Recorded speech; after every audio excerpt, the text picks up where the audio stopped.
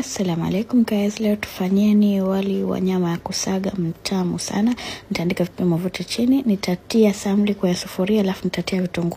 Halafu nitatia pilipili boga, nitakoroga kama hivyo, halafu nitatia nyama yangu ya kusaga, nitachanganya vizuri. Halafu nitatia thom, tangawizi, pilipili manga, manjano na uzile na iliki kidogo kutoa shombo ya nyama. Nitachanganya kama hivyo, halafu nitatia ketchup, sio lazima wewe tia nyanya ya packet. Halafu nitatia na soya sauce, halafu nitatia na nyanya niliyokatakata. Changanya kama hivyo, halafu utatia chumvi, halafu utafunika kwanza nyama yako iive kiasi, itoe mafuta kama hivyo juu. Halafu utatia mchele wako uliouosha. Utauchanganya mchele wako vizuri na hiyo nyama, uhakikishe imechanganyika vizuri. Halafu tutatia maji ya moto kutokana na kipimo cha mchele wetu.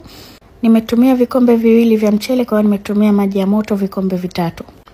Utakoroga kama hivyo, halafu utafunika mpaka ukauke kama hivyo. Ukishakauka utaweka kama ni baking paper au foil, ufunike na uweke moto mdogo kabisa kwa dakika 10, na wali wetu uko tayari, mtamu sana.